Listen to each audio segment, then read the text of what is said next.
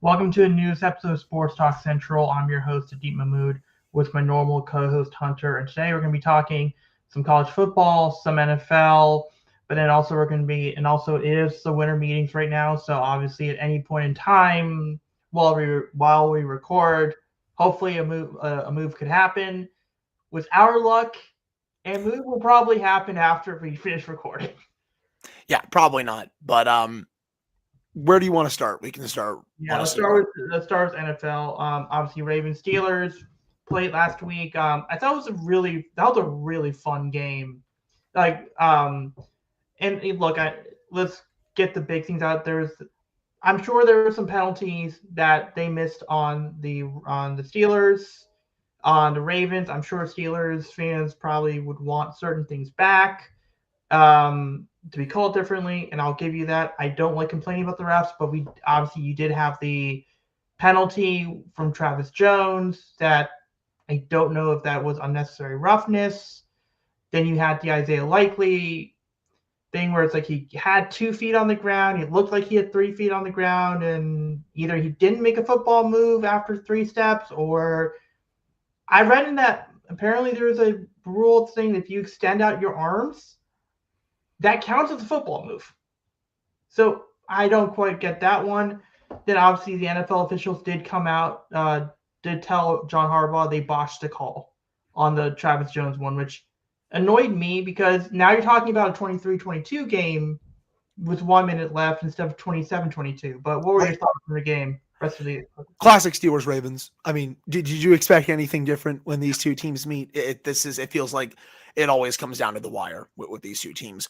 I agree with you. I thought the unnecessary roughness on the field goal attempt, that was kind of a soft call, and I did see the report that John Harbaugh said like they got it wrong, which I agreed with. The Isaiah Likely thing, apparently you do need that third process of the catch, which apparently he didn't have. At least that's what Gene's territory and some of the other NFL. but then is there? I think I also read somewhere that you needed like after the 2 steps. There's like two different ways you could get that third. It's either a football move or a third step. So I'm still a little confused by that. It's just like, are we really talking about what constitutes a catch? Like it's straightforward. 2 feet, and if you hold on to the ball, great. If you fall to the ground, do you control it? And I think that's kind of how I look at it. It's just like there. It should be simple. Like control of the ball should only be when you fall to the ground. Because I understand if you fall to the ground and the ball drops, that's not. I can understand that being a catch. But Isaiah Likely literally held the ball out like this. The ball he clearly wasn't falling down. Again, great play by the defender. Let's not. I don't know if it was the safety Beckel or it was either Queen or Beckel. No, or Porter. No, it was Joey Porter that broke Yeah, it. yeah, that's a good play by Joey Porter. Lost in all of this, Joey Porter, great play. But yeah, um, I will say just one note. I know the Steelers had this issue with Aaron Rodgers wasn't throwing the ball 20 yards, 20 plus yards most of the time this year. I thought they did a really nice job of the first play in the first half and the first play in the second half, deep balls to DK Metcalf. I thought that was a really smart move by them, but yeah, go ahead, continue. Right. No, I loved that how the offense played for about 3 quarters. I thought the fourth quarter they kind of just laxed off a little bit, especially in the second half of the fourth quarter, where I thought Arthur We Smith didn't got a have little. Darnell Washington. He had a concussion, so Yeah, he wasn't able to come back in. The running game struggled without him, which is not unexpected, but I thought Rodgers had his best game in probably 4 or 5 weeks. I thought this was the most comfortable he looked in the pocket. He was dodging defenders. He was moving very well. I mean, had a rushing touchdown for the first time in over 3 years. Brought back the discount double check. I felt like I was back in middle school for that. That was awesome. But I thought he was seeing the field really well. Just a really strong performance from him. I thought, it was really they finally realized that they had DK Metcalf because he had been quiet for the last several weeks. He goes over well over 100 yards in this one. I loved that they were giving him the ball as much as they could. I mean, you should be. He's your top wide receiver. Thought they did a great job with that. Other than DK, didn't really spread out the ball too much. Kenneth Gainwell had a little bit. Jalen Warren obviously had a touchdown pass. Defensively, I thought the Steelers did a good job of but not breaking, even though there are still some issues. They gave up over 200 rushing yards again, which is not very good. I know 55 of them were on that very long Keaton Mitchell play. So if you take that out, it's a little bit closer to 150, but still too many for my liking. I thought they were doing an all right job of containing Derrick Henry. He wasn't breaking a lot of long run. Still, Lamar, I felt like there were a couple times where the spy broke off and then he had an easy run lane. You saw a few of those plays. Queen. I still felt I know Queen. Right, yeah. One of those plays. Yeah. Mm-hmm. I still felt Lamar didn't look as comfortable as he should be. It's obvious that he's playing hurt to me. Like, I don't think he's not 100%. Like on the final play of the game, for example, usually I feel like he can get away from Alex Highsmith there. Wasn't even close. And I know Highsmith's going at him full speed, but I know how fast Lamar is as well. It was also like 16 seconds left at that point, or 10 seconds left. So I also felt the Ravens were going way too slow on that drive. I don't really know why they were taking their time there. I know they only had one timeout, but still felt like they were going way too slow on that final drive.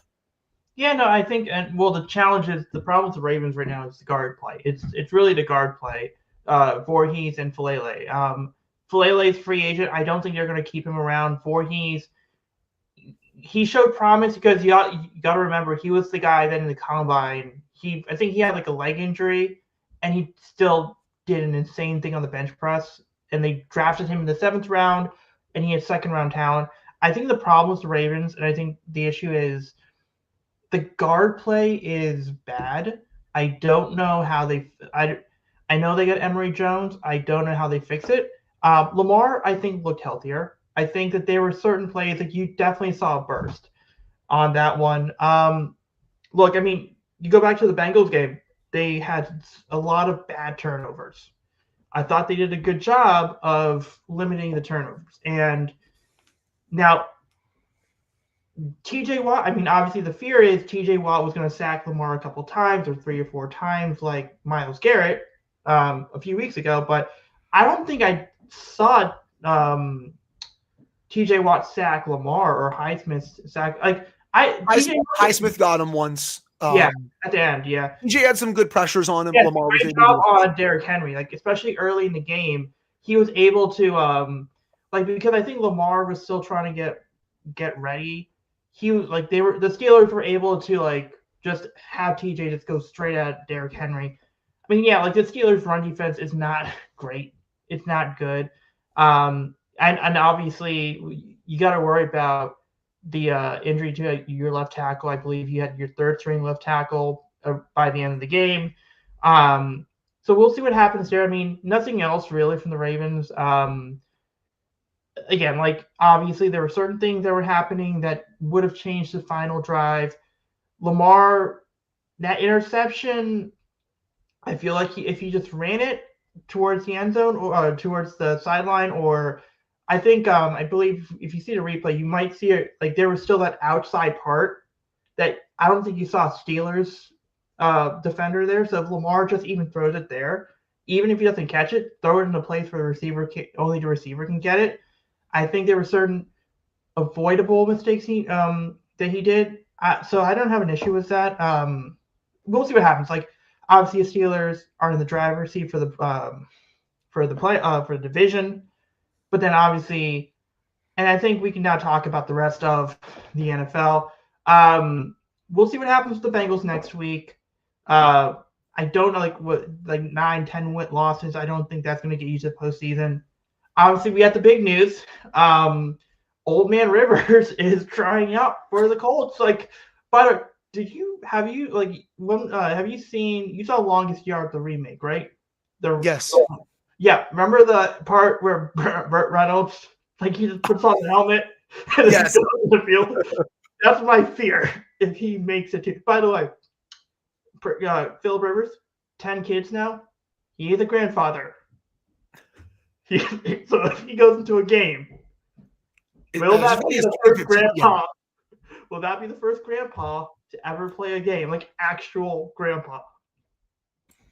Desperate times call for desperate measures. And I figured the Colts, that hot start was just a mirage. I never felt like they were that good. And they gave up all that to get Sauce Gardner. and now you're seeing them kind of come back down to earth. It's not even a guarantee if they make the playoffs. Like, I feel awful for Daniel Jones. You could tell right away when he made that throw that he tore his Achilles. He slammed his helmet to the turf.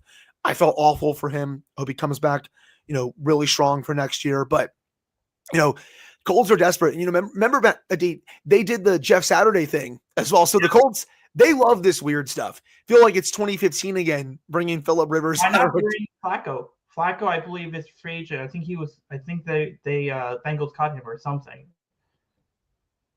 The Flacco's still on the Bengals. Okay. All right. I may double check on that, but no, Flacco is still on the Bengals. No, okay. He's still the backup to Joe Burrow. I know he got the conditional release from the. I know. Never mind. Yeah. Okay. But no, it's just I saw that and it came out of nowhere, and also the Bucs are signing Jason Pierre-Paul today. So again, it really feels like we're just in 2015 again with Jason Pierre-Paul and Phillip Rivers trying to come back into the NFL. JPP hasn't played since 2023. Phillip Rivers hasn't played in over 5 years. It's crazy. It really is. Yep. Yeah, and I don't think there's anything else that stood out in this week. I think I'll say this. I don't think the Chiefs are making the playoffs, man, which is stunning. I can't even believe we've gotten to this point. Are 6-7. Both the Chiefs and Ravens are 6-7, and I'm not doing the stupid meme. Oh yeah, we don't need to do that meme. There is a legit chance that Lamar Jackson and Patrick Mahomes are not in the playoffs. Can you imagine saying that back in August? No. Yeah, no. The Chiefs have made the playoffs forever now, and that's what it feels like. They're not going to win the AFC West. Even if they somehow do sneak in, they're going to have to go on the road. That's the thing. And that's also they have to win their final 4 games and get help to get in. It's a really big uphill climb for them. They have a couple easy games on there, but they still play Denver one more time, and they play the Chargers one more time. And by the way, they have lost to both of those teams. So, I don't know if they're going to get in, man. I know the AFC isn't really that good, but I don't think the Chiefs are going to get in. Yeah, no, and obviously the Ravens have the same record. I think the benefit that the Ravens have is if the Steelers slip up just a tiny bit, the Ravens can get into it as a division winner. Look, I think what's going to help is that the Colts might fall. I think the Colts might, depending on who they have at quarterback, the Colts might fall. Now, so I think those are really the NFL news. Let's talk about Virginia Tech. So obviously the big thing is James Franklin is hired as the head coach. The recruiting class went from 124 and 247 to the 24th best class. I really like the amount of focus on the O-line and obviously I think Terry Wiggins and that was the best. I think that's the highlight of but I think the recruiting class was pretty good. What were your thoughts on just this first recruiting cycle? The fact that Franklin did it all by himself and he got up a recruiting class, it was at one point he was at 22. I know it fell a couple more spots, but from 124 into the top 25, it goes to show how great of a recruiter he is. And I think it's only going to get better once he starts filling out his staff. More on that in a second. But he was able to, flip a bunch of some of the Penn State recruits, but he's also able to get recruits from other schools. An Oklahoma recruit as well. Yeah, I thought that was a great flip from Oklahoma. He decommitted from there. One of the top players in the state, T-Ron Richardson. I'm excited for him, man. Big boy on the defensive line. I've seen, at least on 247 Sports, a lot of people think he's underrated, but I like that they got him. I like that they got a lot of these offensive linemen as well. You can tell how much Franklin is really, really prioritizing the trenches, which is right, just because I feel like the last 2 staffs just didn't really do that good of a job with the trenches. No. That's where it has to start. You have to build bullies on your offensive and defensive lines that can take over games. If you're not winning in the trenches, you're just simply not going to win games. I like Messiah Mickens. I think he has the potential to be a starter for a couple of years. I don't think he's going to get a lot of playing time this year, but I think he has the potential to be a starter. Love the Wiggins coup. I thought that was really big. Davion Fat Rat Brown, I thought that was a really nice coup as well. So By the end of it, they got a good chunk of these top recruits in Virginia. They didn't get all of them, but they started the process of getting some of these guys to flip to Virginia Tech. And now going into 2027, you can maybe poach more of these top 10, maybe even a couple top 5 guys in the state. They were trying to poach one of the top 5 guys right on National Signing Day. So I really like the first class so far, and now it's all about filling out the rest of the staff. Sorry? It was like, I know they went after some of the guys that ultimately committed to Michigan. Like there was a 4-star receiver that ended up committing to Michigan. Yes, I believe that was Travis Johnson, if I recall correctly. Yeah. And then Matt Sieg unfortunately went to, I believe, Pitt. Then Matt Sieg, obviously, I think that was one that we thought was going to Virginia Tech. Mm-hmm. Right. Yeah. But yeah, no, I think that was, and then now it's gonna be interesting. Now we got the transfer portal. We had the guy from Elon. If you look at quarterbacks, there's the quarterback from Elon, Landon Clark. Obviously, you've got the Old Dominion quarterback. What's going to be really interesting is if they do bring in Ricky Ronnie as the OC, I could see that being the case. You're not getting the quarterback from Cal. I believe he is sticking with Cal. But also you got the Arizona State quarterback. He's going to enter the transfer portal. And obviously, you got to look at the depth chart at Penn State. Which quarter do you like when it comes to transfers? Do you have a sense of which quarterback they'll target? I'm not sure. There's still going to be more. I know there's potential that the Missouri quarterback, Bo Pribula, could enter the portal if he decides to. As of right now, I would throw some money at Colton Joseph. I thought he did an excellent job there at ODU this year, and I think he has what it takes to be a Power 4 quarterback. Really good runner, really accurate passer. I think he could really thrive in a good Power 4 years. In 2 years of eligibility. Yes, I really like him quite a bit. There's going to be others that enter the portal. We have less than a month to go until the portal opens. But right now, Colton Joseph would be the guy that I would go after. But we still have to see who Franklin hires as the offensive coordinator and stuff. Yeah, and then obviously we're going to talk. We do know one coordinator. To go to our friend Brent Pry, which you know what? Look, I think we've said this on multiple episodes. We have nothing against Brent Pry as a person.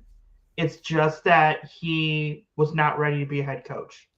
You put him as a defensive coordinator, and obviously now we know that Tennessee let go of Banks. Yeah. Maybe there's a defense coordinator, co-defense coordinator situation.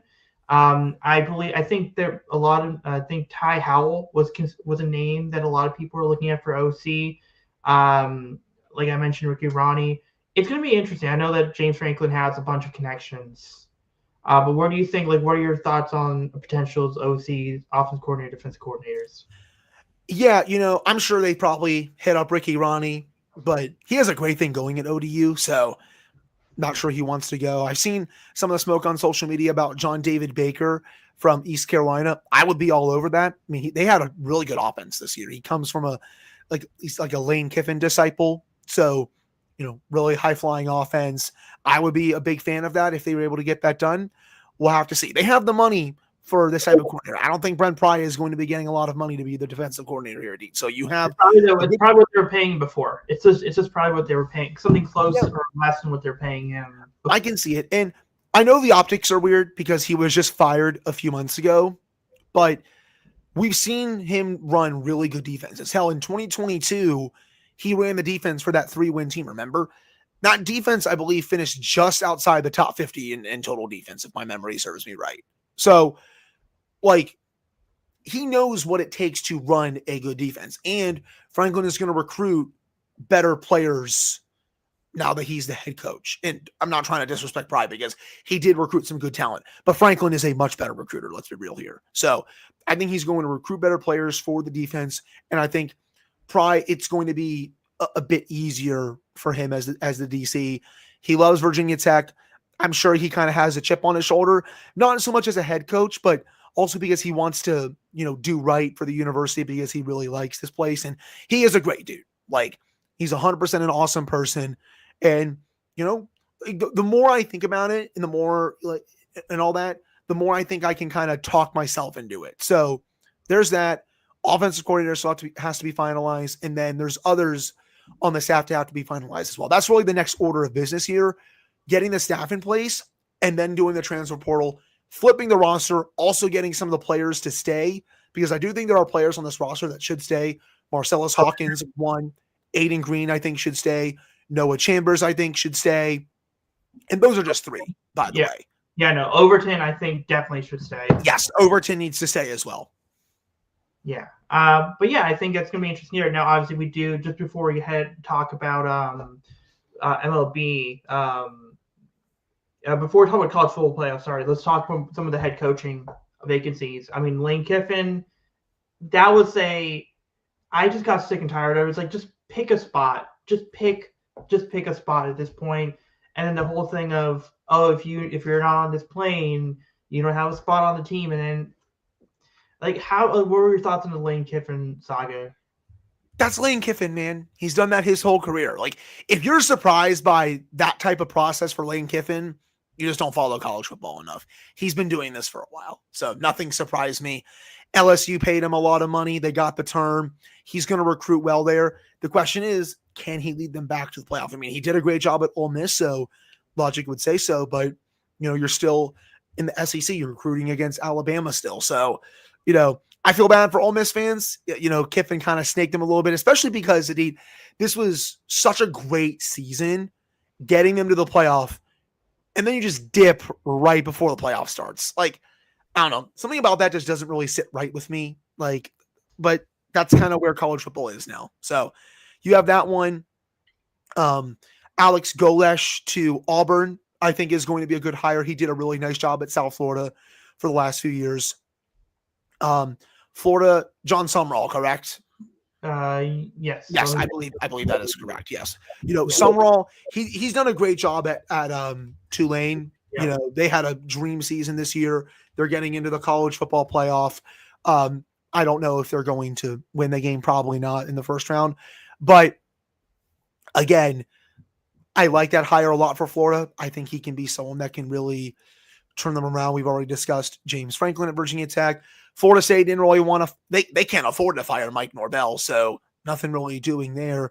Penn State, for as chaotic as that process was, they got the hire right at the end of the day. Matt Campbell is a damn good coach, and I think he will have that program doing really well really quickly. He did a great job at Iowa State, and I think he's going to do a really good job in Happy Valley. And I think that's an 8-year deal that they gave him, and then Terry Smith will remain in some capacity for Matt Campbell. So that's going to really help keep some of the incoming players. I mean, Stanford bringing in the Commanders quarterback coach, nothing much there. Chesney going to UCLA. Yeah. I think that's a weird one because I believe he's a better recruiter on the East Coast and West Coast. But, let's see what happens. Look, Cignetti turned Indiana to a powerhouse really quick. So, I mean, Bob Chesney's kind of on that same track. Let's see if he continues. Billy Napier is now at JMU. I like that hire a lot. It's funny, Eddie, that's 3 for 3 now, I think. Napier did a great job in the group of 5 before Florida in the SEC. He was just out of his depth. I think he's going to do a good job at JMU. Yeah. So I think that is just that's just covering the coaching staff. And most of the big ones, at least. Yes. And then now we have the college football playoffs. Obviously, I feel like just in case people forget, it's Indiana at 1, Ohio State, Georgia, Texas Tech, Oregon, Ole Miss, A&M, Oklahoma, Alabama, Miami, Tulane, and James Madison in that order. It was a little weird seeing Notre Dame just say, you know what, it's either college football playoffs or nothing. And it's like I get it that they're frustrated. I think they should be mad at Duke. I mean, if we're gonna be honest, like it was Duke winning that game. Obviously, JMU or Power Group G5 schools made it, but look, hey, for everyone saying the ACC was gonna have no representation, they got one. Well, they got it right because Miami beat Notre Dame. Sooner or later, you have to count head to head. You can't just say, well, Notre Dame played really well right after their rough start. Okay? Beat Miami. Like, don't get me wrong, man. I'm a big Miami hater. I think they're very overrated almost every year. They can't win the ACC, but they were great down the stretch, and they beat Notre Dame head to head. You have to take that into consideration when you compare these teams. And that won out because they beat them. So if you're not going to count that, then I don't know what we're doing here as a committee. So I think they got that 100% right. Notre Dame, they can be mad all they want, man. Don't lose to Miami and also join a conference. Like, sorry, like I don't feel any sympathy for Notre Dame. Beat Miami, and then you would have been in, and Miami would have been out. They would have been the first team out, literally. So I don't feel any sympathy. I think the committee, for as much as they get made fun of, and I've made fun of them quite a bit, the only thing I have a problem with is Alabama. Do they deserve to be in? I think so. Do they deserve to be number 9? No, I don't think so. Because here's the thing. They had -3 yards, like rushing yards against Georgia. Yes, and they got blown out by Georgia. BYU was in a playoff spot going into this week. They needed to win to get in. They didn't. They got blown out by Texas Tech. But you punish BYU, dropping them out. They're the second team out. But you keep Alabama in their same spot. Just where's the consistency there? Like, I just really don't understand that. And Alabama has not been playing well as of late, by the way. They squeaked past Auburn. Like, they weren't playing well in that game. They lost to Oklahoma. They're going to get another shot at them, but this time it's going to be in Norman. The first game was in Tuscaloosa. They got blown out by Georgia. They lost well early in the season to a bad Florida State team. So, like, do I think they should be in? Yeah, but well towards the bottom of the rankings. You know, some people will say, like, well, number 9 is towards the bottom. Yeah, I know. I would put them even further down just because I don't think they should be number 9 after they got blown out. And you just didn't have the same consistency that you had for BYU. So I just want to know the logic with that. So that's really all I have. I think the top 4 seeds were great. Number 5, number 6, number 7, number 8. You did a great job. Miami got in, Tulane, JMU got in. That's the right call. I just would not have had Alabama at number 9. That's all I'm saying. Yep. And we'll move on to MLB, and obviously we have the winter meetings. We have not made any big moves yet. I'm checking my phone if something has happened. Nothing has happened yet. What it seems like is going on is Kyle Schwarber is going to be the guy that kind of sets off everything. From before we talk about the rest of the league, I mean, before I talk about the Orioles, do you see the Nationals being involved? I know that there's Mackenzie Gore and C.J. Abrams, but is there any like free agents like a Eugenio Suarez type that you could see them going after? May seem like a hot take, you know. Taboni talked on MLB Network today about needing to get a bona fide first baseman. Kind of wonder if they get involved in the Pete Alonso market, but I'm also not sure if that he really fits. I don't know about like Murakami could be interesting for the Nationals, or Okamoto, the 2 Japanese. I agree. I think those 2 are definitely options. I just kind of wonder if they're like a sneaky team in the Alonso sweepstakes. Just, I'm not sure if he still fits the timeline, but still something to monitor. I think they're in the pitching market as well. I don't think they're going to go for any of the high end guys, but maybe a mid-level starter, especially if you do trade Mackenzie Gore. You got to replace him somehow. So like a mid-level starter. Huh? What about Chris Bassett? I could see that. I could definitely. I mean, they have the money to pay him. I mean, the ownership has a bunch of money. It's just whether or not they want to actually spend a lot of it. So, you know, I could see that. I could see them going after some relief pitching. But the biggest question is going to be if they trade Gore and Abrams. I think Gore has a better chance of going. I think it's one or the other. I would lean towards Gore right now going, but I think teams will have to pay up for him. And Taboni has said that on numerous shows. Like, if you want one of these guys, you will have to pay up. So we'll see. They traded Jose Ferrer over the weekend. That was a good return. Yeah, I liked getting the catcher back. He's going to be the everyday starter. I'm guessing they're just going to release keep it Ruiz, or unless they can't find a trade partner for him. But I'm excited. You know, from everything I read up on him, you know, I'm excited to see what he can do as the everyday catcher. Yeah, so I'll talk about the Orioles. I think, and I know the Orioles have this reputation of not spending money. I think the Orioles are making a big move. I don't know what it is. I know they're in on the Schwarber market. I know that they are interested in Pete Alonso. They're in on Framber. Apparently, they're one of the two teams most likely to get Framber. One of the three most likely teams to get Framber. I know they're in on Ranger Suarez. I feel like they're going to make this a big move. And I was checking my phone in case they were making a big move. They haven't done it yet. So, and again, Michael Elias has talked about like increasing the payroll. He's been really aggressive. Like they've been talking about how ownership has been really aggressive. I mean, I'll give you a bold take. I wouldn't be shocked if the Orioles bring in a starter, like a Ranger Suarez, Framber Valdez type starter.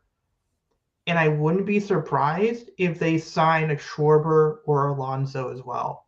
So one of Schwarber or Alonso and one of like a Framber or a Ranger Suarez. Like I wouldn't be shocked. Like, and I know it's the Orioles; they don't spend money, but it just something about the way Elias is talking and the way ownership is, especially maybe it's because the last ownership absolutely refused to spend money, and this ownership is willing to spend money.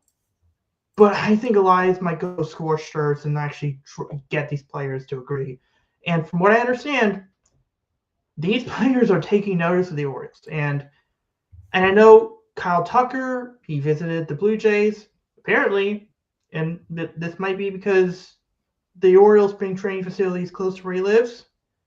He visited the Orioles one. Does not mean much, but it is interesting. It is interesting. I mean, I'm on a Discord with someone who does have information from sources. I don't want to say what they're nothing certain, but I can tell you that he's been very accurate with what he's been given. He's kind of been very excited. He's been saying stuff like there's an 80% chance that they'll land either one of Alonso or Schwarber. The interesting thing is, what happens if the Orioles get both of them and a pitcher?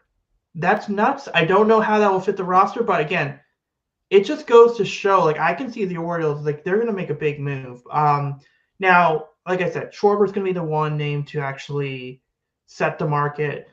I feel like it's going to be either Ranger Suarez or Framber Valdez. I think those two are going to be the moves. And I will say this, I think the Orioles have been active. Grayson Rodriguez was hurt a ton. That's why they moved him, and there might have been something more to it. That's all I'm going to say about that. There is a reason why it's all been positive about Grayson from the Orioles' perspective, and that's all I'm going to leave it at that. That might not be true. Whatever. But Taylor Ward, 36 home runs, 103 RBIs.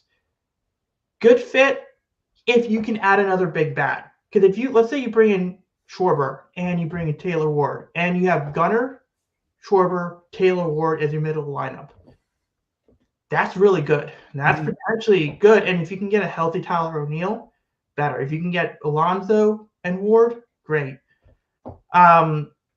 Like I said, I do think you're going to pitching. Ryan Helsley is just 2 years removed from having 49 saves. If you can fix the pitch tipping, you've seen how good Ryan Helsley has been in his career. You put him in that ninth inning, that's great. They made a nice move bringing back Andrew Kittredge. That's your seventh inning arm. If you can bring a Finnegan to be your eighth inning arm, if you can bring a Tyler Rogers. But then also, so that's what I think for the Orioles. The other rumors, the Mets don't seem to be willing to go long-term for any of their guys. Seems like they want Alonso for 3. He wants 5. Diaz, they're far apart with Diaz on the years. What are your thoughts on these, like, what you're seeing from like the Mets and the Yankees and some of these bigger spending teams? I mean, not surprised. It was funny. The Dodgers, I saw Dave Roberts today. He was like, yeah, I think we can just run this same roster back, which he is right. But I'm like, I know deep down you're just trying to paint it cool because we all know they're going to make at least one big signing this winter. I feel like they do it every year. I think the Yankees and the Mets are going to do something big as well, just because they fell short of expectations, especially the Mets. I know that the owner there is not going to be happy. He's now going to take this lightly, so I think he's going to do something big. I did see yesterday, indeed, that the Pirates have offered Kyle Schwarber a pretty big contract, well over $100 million. I think it's just for them to say that they tried. There's no way he's going there. Yeah, they offered. Here's my take on it, on that one. I think the union is looking at certain teams for not spending money, and they're telling them, you got to spend money. So the Pirates were prepared to offer Naylor 3 years, $80 million. Yeah. But you didn't offer it to him. You made an offer to Kyle Schwarber, and I will give the Pirates credit for making an offer. But I'm not going to give you too much credit for giving him 70 cents on the dollar. We'll just see if they land any of these guys. I doubt it, just because of their history, and the owner is very cheap. You know, I have some Pirates fans that are just, buying the copium, but I would be stunned if Kyle Schwarber signed there. That's all I'll say. I'm sure the Phillies are also trying to bring him back as well. You know, him and Alonso, I feel like, are going to be like the two big dominoes to fall first. That's my opinion on it.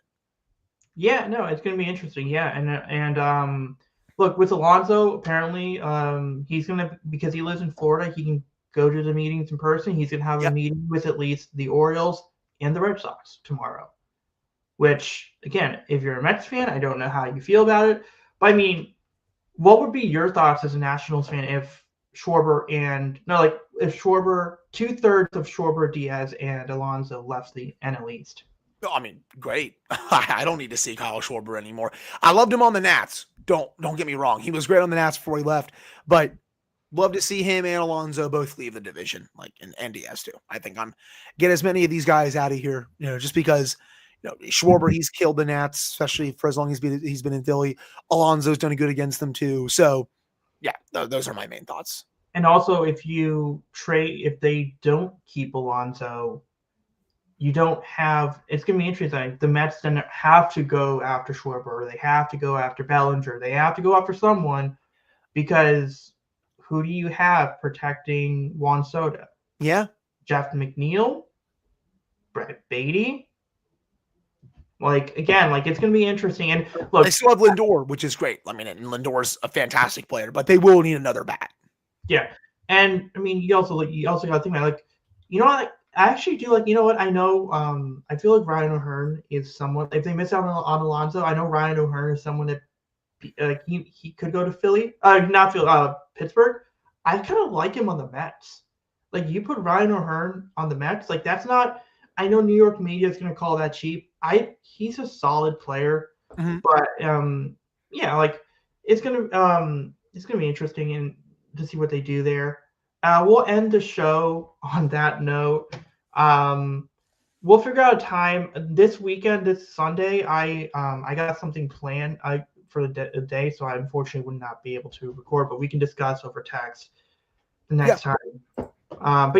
But like I said, the odds are we'll stop recording, and within 20-30 minutes, some move will be made. But yes, if any move gets made, we'll cover it next time we talk. Yes.